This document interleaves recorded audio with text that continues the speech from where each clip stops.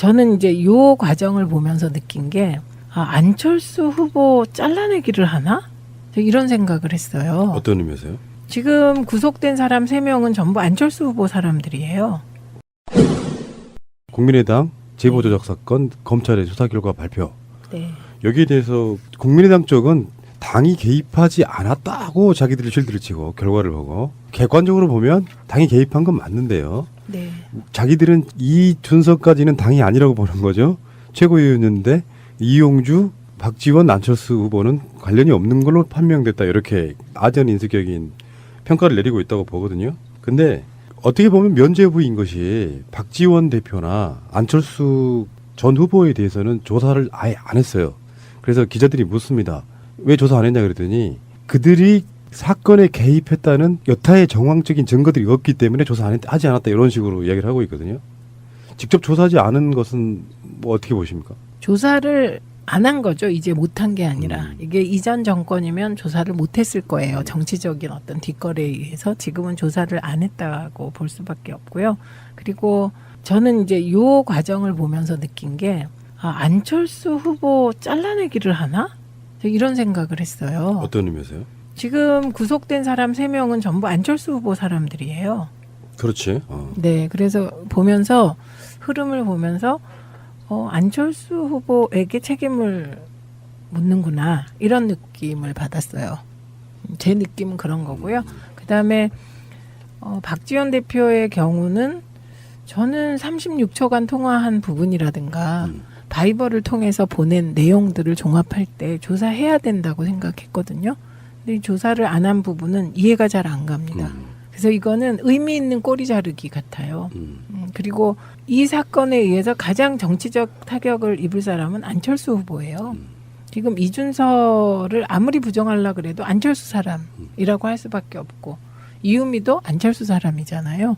그러니까 둘 다 아주 특별한 관계의 사람들이 이제 구속된 거예요. 이 사건으로. 근데 그렇다고 해서 검찰이 그걸 의도적으로 세팅하지는 않았을 것 같고. 모르겠어요. 네. 왜냐하면 저는 그 박지원 대표가 굉장히 이런 부분에 정말 유능한 지나치게 유능한 분이잖아요. 그런데 2번이나 아주 정말 도저히 빠져나올 수 없는 그물이라고 다 생각했는데 검찰 수사 결과 무죄를 받으신 분이에요. 그렇죠. 그러니까 근데 이제 사람들은 정말 돈을 안 받아서 무죄냐, 인맥으로 무죄냐 이걸 계속 끊임없이 문제 제기를 하고 있긴 해요. 그런데 이번에 국민의당에 보면 유독 검사 출신 국회의원이 많으세요. 아하.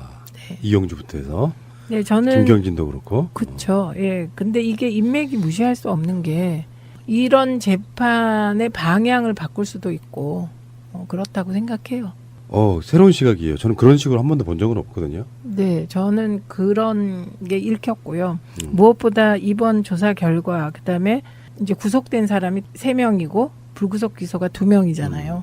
특히 구속된 사람 3명이 안철수 후보의 최측근이라는 점에서 이거는 안철수 후보가 타겟인가? 국민의당이 자르려고 했던 또 다른. 예, 어제 박주선 위원장이 그 사과문을 낭독할 때 거기에 안철수 씨가 내용에 불만이 있었다는 이야기도 좀 있거든요.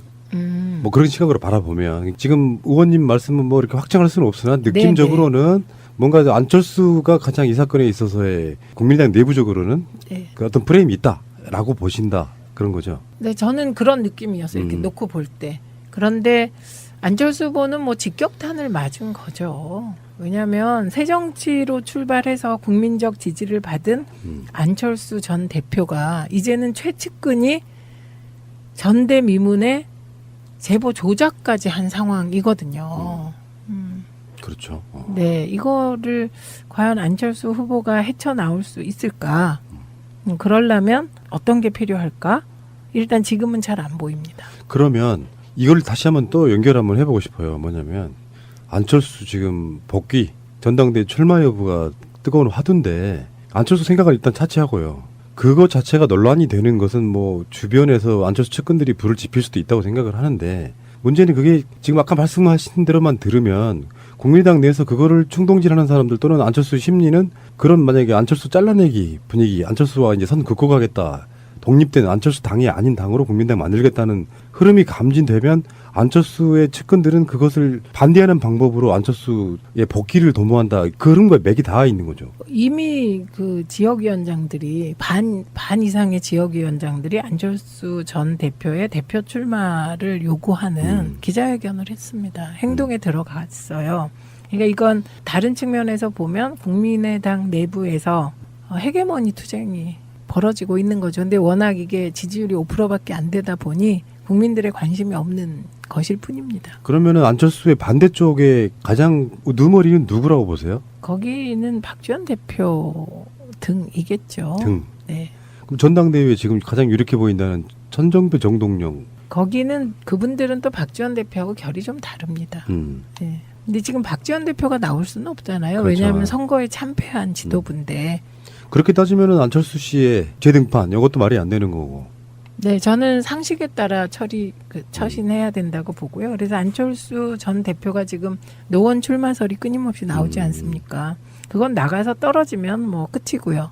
당선돼도 별 볼 일 없다 이렇게 생각합니다. 이거 정말 모험이겠네요. 네, 모험이고요. 우리가 안철수 대표에게 영남 지역 출마, 부산 출마를 많이 요구했었어요. 그때 저도 기억나요. 그게 맞다. 네, 정말, 그게 네. 예, 큰 정치인이 되는 길이다. 근데 그걸 마다하고 노원으로 갔잖아요. 그러니까 노원은 당선되기 상대적으로 아주 쉬운 지역이었잖아요. 그러니까 저는 지금 만약에 안철수 전 대표가 노원에 출마해서 당선된다면 그냥 고만고만한 국회의원 몇 선 하는 정도로 끝날 거라고 봅니다. 절대로 큰 정치는 할 수 없어요. 당선되기는 힘들 거라고 봐요. 현재 분위기라면. 그렇죠. 근데 그건 또 뭐 결과는 모르는데 당선돼도 별 볼 일 없다 이 말씀이고요. 그러네요. 당선 가능성은 희박하죠. 제가 그런 조언을 개인적으로 말고 방송으로 드린 적이 있는데 정말로 자기가 정치적으로 살아남고 싶다면 때를 기다려야 된다. 이제부터는 언제가 될지 모르지만 그 때를 안 기다리고 잠깐 묻히고 좀 주목받는 것이 좋은 그런 것이 안철수 정치를 계속 갉아먹고 있다. 그 이야기를 지금 엄청나게 하고 있는 것 같아요. 그런 비슷한 이야기들을 아까 말씀하신 그 부산 출마도. 근데 그 마음을 제가 이해를 하죠. 네. 푸나님 네. 마음을. 저는 이런 말씀이 좀 그렇지만 솔직히 말씀드리면 안철수 후보를 생각하면 마음 한편에 되게 안 된 측면이 있어요. 그거는 이제 우리 문재인 대통령과의 경쟁 후보로서 우리가 맞섰지만 지난 과정을 쭉 돌아보면 어떤 지점이 있냐면요. 2010년에 문성근 선배를 모시고 문성근 선배와 국민의 명령 통합운동을 시작하고 그럴 때 다른 한편에서 안철수 교수가 청춘 콘서트를 계속했습니다. 그랬죠. 그래서 이거 언론의 주목을 받는 그 언론을 통해서 젊은이들에게 무엇인가를 얘기해주고 자기는 새누리 세력의 확장을 반대한다를 분명히 해줬기 때문에 그 2010년의 상황은 어떻게 보면 되게 암담했어요. 어디가 암담했냐? 국민들은 노무현 대통령 돌아가시고 마음속에 뭔가가 꽉 차 있었는데 진보 보수 가릴 것 없이 야당이 세가 되게 약했고 문제의식이 크지 않았거든요. 네, 그런 상황에서 이제 안철수 교수가 계속해서 청순 콘서트를 하면서 미래를 얘기했거든요. 그리고 이제 문성근 선배는 바닥에서 야권 지지자들을 이렇게 막 모으기 시작했어요. 객관적으로 보면 그 두 개의 흐름이 시너지 효과를 내고 있었던 거예요. 예, 바닥이 이렇게 저렇게 바뀌고 무당층이 정치에 관심을 갖게 된 거예요. 안철수 교수로 인해서. 그리고 이런저런 우여곡절 끝에 박원순 시장의 당선에 결정적인 기여를 한 분도 안철수고요. 그렇죠. 네, 그래서 이런 것들이 잊어지지 않아요. 그러니까 왜 저는 또 잊지도 않아요. 왜 그러냐면 또다시 안철수 같은 그런 사람이 정치권에 왔을 때 그분이 가야 할 길에 반면교사라고 생각합니다. 그래서 저는 지금도 가슴 아프게 생각하는 거는 제가 문성근 선배랑 우리 팀에서 의논을 하고 안철수 전 대표에게 계속 메시지를 보냈어요. 제가 직접 찾아가기도 했어요. 2번인가 3번 찾아갔어요. 찾아가서 이렇게 하셔야 되고 당신을 지지하는 무당층을 당으로 끌고 들어와야 되고 그래야 민주당이 젊은 정당이면서 개혁적이면서 진보적인 정당이 돼가고 그래야 당신의 자산이 된다.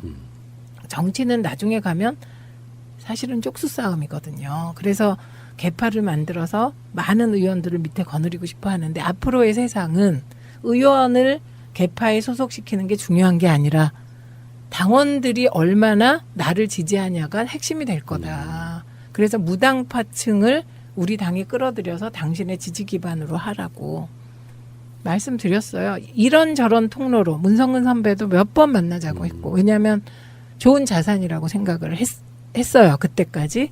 그런데 이제 답이 돌아왔죠. 저도 엄청 실망한 사람 중에 하나고요. 그 대목이에요. 네. 손을 누구와 잡았냐. 무당파층과 국민과 손을 잡아야 되는데 막판에 손을 잡은 건 이제 정치를 너무 오래 하신 우리 당 선배들과 손을 잡고 그 순간 결국은 탈당하는 게 예견되어 있었던 거예요. 그렇죠. 네. 왜냐하면 우리 당이 때로 헤매고 때로 흔들리고 때로 국민의 외면을 받았지만 그 민주당에는요. 야당으로서의 60년 그다음에 여당으로서의 10년의 경험이 있는 그 정통 개혁 진보 세력의 DNA가 흐르고 있거든요. 그 DNA가요. 그렇게 몇 명이 흔든다고 흔들어지지 않습니다. 그렇죠. 예. 그런 이야기를 한 사람들이 있었어요. 그 안철수를 보고 정치판에 스티브 잡스가 오는 줄 알았더니 결국은 이명박이 왔다. 뭐 이렇게 표현하는 사람도 있었고. 안타깝죠. 네. 근데 저는 그거를 다 역동적인 과정으로 보거든요.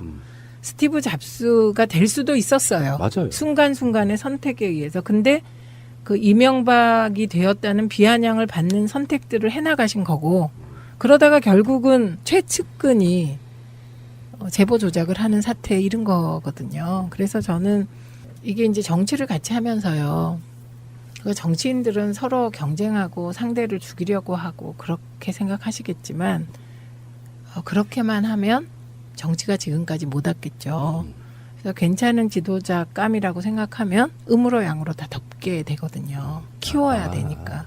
그런 측면에서 길을 생각해 보는 거죠. 어떻게 하면 다시 살아날까.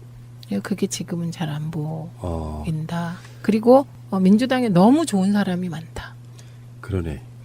다시 뭐 짧게 복기를 해보면 안철수라는 대선 주자가 필요했던 일부 지역의 고루한 정치인들께서 안철수 의지였건 아니었건 안철수를 충동질해서 야당을 분열시키고 거기서 저는 제가 마지막 손을 딱 놨거든요. 아, 저 사람들은 대체 안 되겠구나. 저는 김대중 노무현 두 대통령이 준 제 인생의 영향력이 크거든요. 김대중 대통령은 바라지 않았을 거라는 생각이 딱 그 기준이었어요. 당을 새로 만들어 나간다는 개념이. 그러면서 친문 패권 그렇게 뛰쳐나간 거잖아요. 네. 그 후로 이 사람들은 정말 좋은 정치할 사람들은 아니구나 이렇게 봤던 기억이 나고 어쨌건 안철수 씨는 마지막으로 하나만 여쭤볼게요. 의원님 생각에는 전당대회 출마를 할 것 같습니까? 안 할 것 같습니까? 이건 뭐 정치라는 말씀은 아니지만 느낌적으로 못할 거라고 봅니다. 안 하는 게 상식이긴 한데 네. 그러면 분당하는 건 뭐 상식이었나요? 어떻게 보면 그런 선택들을 해왔잖아요. 근데 저 꼭 분당까지 그러니까 이런 거예요. 분당의 명분이 있었습니다. 그런데 그 분당의 명분도 그 시기 민심의 흐름 하나를 반영하고 있었어요. 제가 선거하면서 느꼈어요. 그러니까 지역구를 뛰다 보면 젊은 층이 왜 내가 민주당을 찍어야 돼요. 그러니까 그때는 이제 안타깝게 제가 좀 더 저를 알리는 데 주력을 했으면 좀 나았을 텐데 그냥 당으로 보는 거니까요. 민주당도 거대 정당이고 사실은 보수 정당 아니야. 그리고 새누리당하고 무슨 차이가 있어 너네 당이. 이런 분위기가 젊은 층 사이에 광범위하게 있었고 그거를 깰 수가 없었어요. 그러니까 양대 기득권 정당으로는 갈등이 심해져서 싸움이나 해서 이게 이제 제3정당이 필요하다. 이 갈등을 조정할 수 있는 새로운 지대. 이것까지는 괜찮은 생각이었어요. 근데 그 방식이 누구 하냐. 여기서 깨졌다고 봅니다. 슈퍼문 현상이 나타나 받아쓰기 이제 필요 없습니다. 슈퍼문의 영향으로 야, 기분 좋다. 문재인 든든한 대통령 문재인. 그러면 약간 연관성 있는 이야기로 짧게 하나만 다른 이야기를 하나 해보면 내년 지방선거 때 같이 있을 보궐선거에 관한 썰 한번 잠깐만요. 안철수 지역구가 지금 보궐선거 대상이고요. 그리고 송파을 최명길 국민의당 의원이 이제 대법원에서 판결이 나면 의원직 잃게 될 수도 있다. 그래서 안희정 충남도지사의 노원병 출마설, 송파을 출마설 이게 있고요. 심지어는 박원순 시장도 재보궐선거에 출마할 수도 있다. 지방선거를 안 나가고 이런 썰도 있고요. 네. 심지어는 노원병에 안철수 후보의 부인인 김미경 교수의 출마 썰도 있습니다. 실현 가능성 있는 썰은 어떤 거라고 보세요? 우선 박원순 시장은 3선에 도전할 거라고 봅니다. 그다음에 안희정 지사는 이 두 가지 생각을 하고 있을 겁니다. 충남도지사로서 충남에도 지금 한 자리가 비어요. 재보궐이 있어요. 거기에 출마할 거냐, 아니면 중앙으로 진출할 거냐 이런 건데 저는 충남에서 출마하는 게 훨씬 도움이 될 거라고 봅니다. 도지사는 안 나간다고 보세요? 예, 도지사는 안 나가야 한다고 생각합니다. 안희정 지사의 경우는. 이제는 국회로 들어와야 된다. 네, 안희정 지사는 큰 정치의 경험이 필요한 것 같아요. 물론 이제 최고위원을 했기 때문에 중앙 정치를 해보긴 했지만 국회의원으로서 다시 지도부에 도전하는 거하고는 완전히 다르거든요.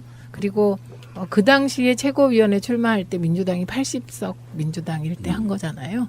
그 경험하고 지금 여당이 된 상황에 민주당의 지도부가 되는 거하고는 달라서 저는 안희정 지사의 길은 충남에서 국회의원에 당선돼서 이후를 도모하는 거다 이렇게 생각을 합니다. 그리고 기회를 봐서 당대표도 한번 하시고요. 문재인 대통령이 당대표를 안 하셨다면 지금 저런 지도력을 발휘하시기 어려웠을 것 같고요. 당대표가 돼서 끊임없이 흔들리고 그 흔들림에 의연하게 맞서고 인내심을 갖고 그것을 지켜보면서 중도 쪽의 사람들이 문재인 대통령을 지지하게 된 것 같더라고요. 제가 지역에서 보면 다들 욕을 하시면서도 일부 몇 사람이 옹호하는 논리가 정말 문재인이라는 사람은 인내심 하나는 어마어마하다. 이렇게 얘기하면 다 수긍하셨거든요. 그러니까 사람을 싫어하다가 좋아하게 되는 거는 그냥 극적인 걸로 그런 거 아니잖아요. 뭔가 그 사람의 긍정적인 요소 하나가 한 사람을 설득해서 그 사람을 통해서 설득되고 이렇게 바이러스처럼 전파되는 거잖아요. 그래서 그게 대표가 된 게 어쨌든 저는 그때 정치적 판단이 좀 달랐고 너무 상처받으실 것 같아서 실제로 상처도 많이 받으셨지만 반대했었거든요. 출마 반대했지만 출마하신 이후에는 열심히 도왔습니다. 그래서 이제 나중에 제가 말씀드렸죠. 그때 제 정치적 판단이 틀렸습니다. 이렇게 굴복. 그런데 안희정 지사도 마찬가지라고 봐요. 중앙에서 당을 이끌어 보면 어떻게 보면 당 대표가 대통령보다 힘들다고 합니다. 어쩌면 지금 추미애 대표도 보면 그렇잖아요. 네, 그 힘들다고 합니다. 그래서 그 죽음의 코스를 이렇게 넘고 나면 정말 뭐 어디 내놔도 준비된 그런 후보가 될 것 같아서 안 지사는 그런 길을 갔으면 좋겠습니다. 그다음에 김미경 여사 출마는 1+1이니까 한번 시도가 될까요? 뭐 무관심. 좀 전에 이야기를 하셔서 이것도 짧게 한번 여쭤볼게요. 그러면 지금 더불어민주당의 그 지도부를 뽑을 때 시스템이 네. 당대표 출마하고 최고위원 출마를 분야가 달랐잖아요. 뭐 여성 몫이 있고 지역 네. 몫이 있고 그렇다 보니까 상대적으로 최고위원회의 무게감이 좀 떨어진다 그럴까요? 중량감 있는 분들이 최고위원회 이렇게 포진하고 있으면 당대표를 엄호하고 이러는 것도 좀 어느 정도 정치적 힘을 발휘하는데 그런 시스템은 뭔가 조금 개선해 나가야 되지 않을까요? 그게 이제 그 몇 분이 이렇게 얘기하는 걸 들어보면 최고위원회 그 선출 방식을 바꾸자는 얘기는 많이 하는 것 같습니다. 왜냐하면 이게 시도당 위원장이 최고위원이 되는 거거든요. 근데 그것도 시도당 위원장이 숫자가 많다 보니 1년씩 나누어서 해요. 그러다 보니 지도부의 권위가 좀 안 서는 것 같고 1기 지도부는 그래도 누군가 아는데 2기 지도부는 아무도 관심이 없으신 거예요. 문재인 대표 시절에 정청래 최고위원 같은 사람들이 이렇게 엄호도 좀 해주고 사회적 주목도 좀 받고 이런 그런 게 컸죠. 있었잖아요. 네, 최고위원이 되면서 확 컸죠. 예. 지금 최고위원 분들이 뭘 잘못했다 이런 건 아니지만 시스템이. 상대적으로 주목을 많이 못 받는 부분이 좀 있어 보이고 여당 시스템으로서는 모르겠습니다. 어떻게 받아들일지 모르겠지만 그런 것도 있으면 좀 좋지 않을까? 뭔가 조금 어떤 개선. 네, 그래서 저 개인적으로는 그 당대표 뽑고 그다음에 최고위원 선거를 따로 했으면 좋겠습니다. 그리고 시도당 위원장은 그냥 시도별로 뽑고 그래서 시도당 위원장이 최고위원을 이렇게 돌아가면서 하는 거는 저는 좀 지금 정치 시스템엔 안 맞는 것 같아요. 그러면 최재성 혁신위원장이 지금 내정 완전히 네, 확정됐습니까? 내정된 겁니다. 그러면 혁신위원회에서도 다뤄볼 수 있는 의제 중에 하나일까요? 이런 시스템 바꾸는 거? 당연하죠. 당연하고 그다음에 최재성 위원장도 가만히 생각해 보면 내정자도 생각해 보면 참 얼마나 큰 사람이 되려고 계속 저런 길을 걷는지 모르겠습니다. 불출마 선언해서 총선에 못 나갔죠. 총무본부장 맡아서. 그다음에 대선 이후에도 한 자리 못 차지했죠. 속된 말로. 그다음에 이번에 혁신위원장 맡으면 이분 또한 어디도 출마할 수 없는 겁니다. 혁신위원장이 이런 그러네. 뭐 지도부 선출 방식도 바꾸고 뭐 공천 방식도 혁신위가 안 볼 수가 없잖아요. 그런데 본인이 혁신위원장을 맡으면 이제 또 출마하고 이런 거랑 거리가 멀어지는 거예요. 그러면 이분은 다음 총선 때까지는 짤없이 기다리는 거네. 지금 일정으로 보면. 네, 그분은 뭐 기다린다기보다 수없이 많은 일을 하겠죠. 만들어서 하는 스타일. 근데 뭐 선출직만 자리에 있는 건 아니지만 본인 스스로가 임명직 안 하겠다고 또 고사하고 우리가 저 방송할 때 하는 거랑 비슷한 구조예요. 정치적으로 센 발언하고 또 특정 정당이나 누구 편들면 저 새끼들 한 자리 차지하려고 저런다는 소리 가끔씩 하잖아요. 한국적 문화가. 우리는 이게 훨씬 더 좋고 정치하는 것보다 훨씬 더 나았다고 평가하고 있음에도 불구하고 최재성 전 의원도 그런 게 아닌가 싶어요. 문재인 열심히 대통령 만들어갖고 뭐 하려고 그런다. 안 해, 이 새끼. 아무것도 안 해. 이런 관점이잖아요. 아니 근데 푸나님하고는 다르죠. 거기는 정치인이니까 한 자리 하셔야 됩니다. 그리고 그렇게 능력 있는 사람이 한 자리 하는 게 뭐가 문제입니까? 근데 최재성 의원이 좀 세긴 세죠. 그러니까 다른 계파에 봤을 때는 정말 세죠. 이런 거죠. 내가 A 계파라고 치면 저자가 우리 계파에 있으면 참 내가 예뻐할 텐데 상대방 계파에 있으면 찍어내야 될 사람. 뭐 그런 위치인 거죠. 그리고 한다면 하고. 그래서 저는 최재성 의원을 되게 긍정적으로 봅니다. 그리고 일부에서 오해가 있으신데요. 공천 시스템을 뭐 이렇게 혁신위가 당연히 들여다보겠죠. 근데 이것을 무슨 문재인 대표 시절에 혁신위가 만든 공천 시스템이 후퇴하는 게 아니고요. 보완을 하는 예, 거지. 더 보완하고 더 국민 참여형으로 더 당원 주도형으로 가도록 하기 위해서 검토하는 거지 후퇴는 없습니다. 사실 그 시스템으로 지금 스타 의원들이 얼마나 많이 배출됐습니까? 그게 중요하거든요. 우리는 국민의당의 스타 의원이라고 하면은 이현주밖에 생각 안 나요. 어떻게 생각해보면 그런 건데 네거티브로 하는 스타 의원. 지금 현재 문재인 영입 몇 호 했던 분들 보면 다 열심히 우정활동 잘하시고 계시고. 네, 스스로 이제 문재인 영입이고 그게 이제 최재성이 밑그림을 그린 그 영입인데요. 그 영입에서 더벤져스로 묶여 있는 분들은 총선 때도 대선 때도 큰 역할을 하셨죠. 저 개인적인 생각인데요. 이건 문재인 대통령 뜻과 전혀 상관없지만 집권 후반기 때는 최재성 비서실장도 한번 생각해 볼 수 있잖아요. 그러면 잘 될 것 같은데요. 본인이 한 말을 이렇게 바꾸기가 쉽지는 않을 것 같아서 문재인 대통령이 뭐 임명하는 자리에 안 가겠다 이런 식으로 이야기 하잖아요. 그거는 다른 의미죠. 초반기에 전반기 얘기한 거예요. 알겠습니다. 저는 이제 요 과정을 보면서 느낀 게 안철수 후보 잘라내기를 하나? 이런 생각을 했어요. 어떤 의미에서요? 지금 구속된 사람 3명은 전부 안철수 후보 사람들이에요.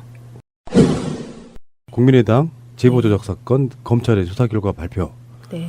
여기에 대해서 국민의당 쪽은 당이 개입하지 않았다고 자기들이 실드를 치고 결과를 보고 객관적으로 보면 당이 개입한 건 맞는데요. 네. 자기들은 이 준서까지는 당이 아니라고 보는 거죠.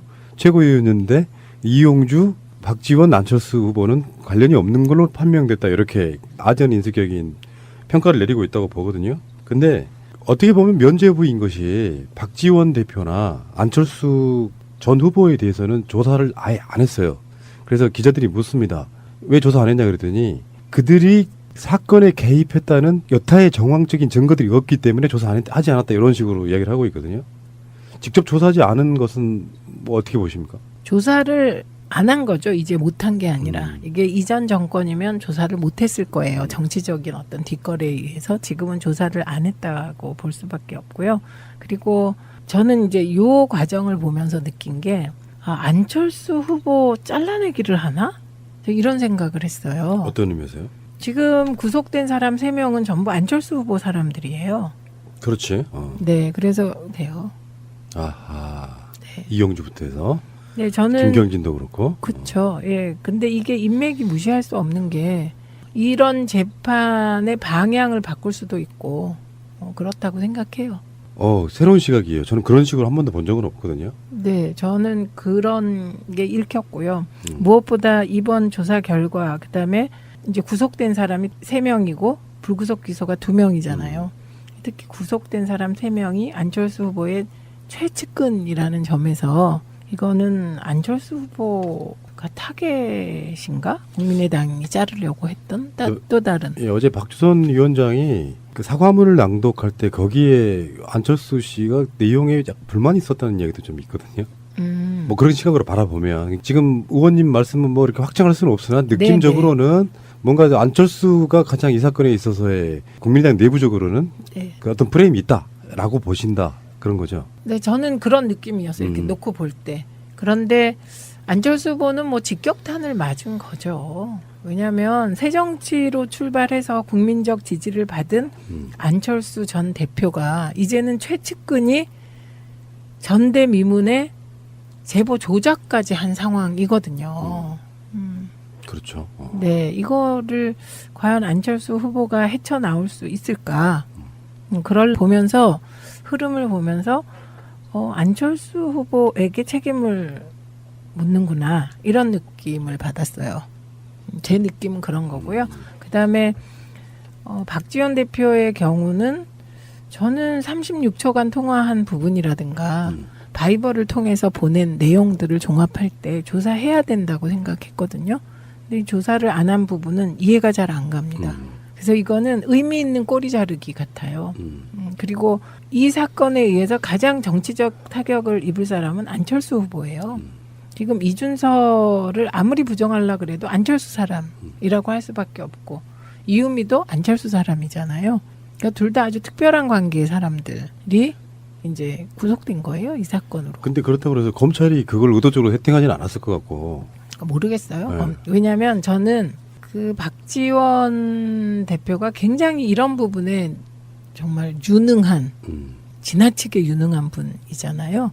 그런데 2번이나 아주 정말 그 도저히 빠져나올 수 없는 그물이라고 다 생각했는데 검찰 수사 결과 무죄를 받으신 분이에요. 그렇죠. 그러니까 근데 이제 사람들은 정말 돈을 안 받아서 무죄냐, 인맥으로 무죄냐 이걸 계속 끊임없이 문제 제기를 하고 있긴 해요. 그런데 이번에 국민의당에 보면 유독 검사 출신 국회의원이 많으다면 어떤 게 필요할까? 일단 지금은 잘 안 보입니다. 그러면 이걸 다시 한번 또 연결 한번 해보고 싶어요. 뭐냐면 안철수 지금 복귀 전당대회 출마 여부가 뜨거운 화두인데 안철수 생각을 일단 차치하고요. 그거 자체가 논란이 되는 것은 뭐 주변에서 안철수 측근들이 불을 지필 수도 있다고 생각을 하는데 문제는 그게 지금 아까 말씀하신 대로만 들으면 국민의당 내에서 그거를 충동질하는 사람들 또는 안철수 심리는 그런 만약에 안철수 잘라내기 분위기, 안철수와 이제 선 긋고 가겠다. 독립된 안철수 당이 아닌 당으로 국민당 만들겠다는 흐름이 감진되면 안철수의 측근들은 그것을 반대하는 방법으로 안철수의 복귀를 도모한다. 그 흐름과 맥이 닿아 있는 거죠. 이미 그 지역위원장들이 반 이상의 지역위원장들이 안철수 전 대표의 대표 출마를 요구하는 기자회견을 했습니다. 행동에 들어갔어요.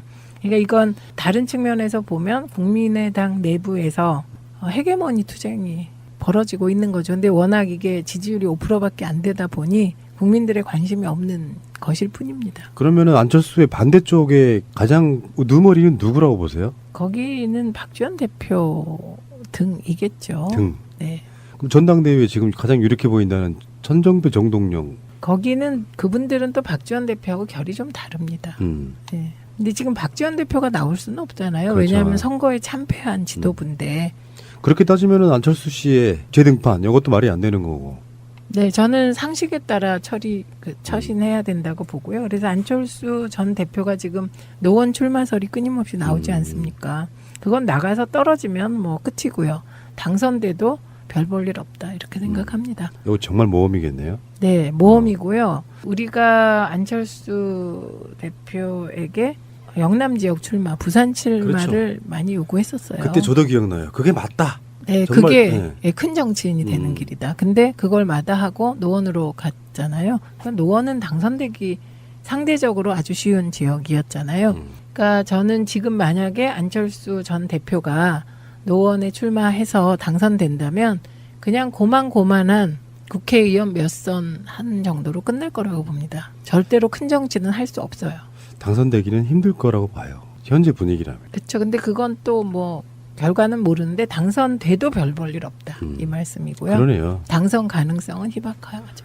제가 그런 조언을 개인적으로 말고 방송으로 드린 적이 있는데 정말로 자기가 정치적으로 살아남고 싶다면 때를 기다려야 된다. 이제부터는 언제가 될지 모르지만 그 때를 안 기다리고 잠깐 묻히고 좀 주목받는 것이 좋은 그런 것이 안철수 정치를 계속 갉아먹고 있다. 그 이야기를 지금 엄청나게 하고 있는 것 같아요. 그런 비슷한 이야기들을 아까 말씀하신 그 부산 출마도 근데 그 마음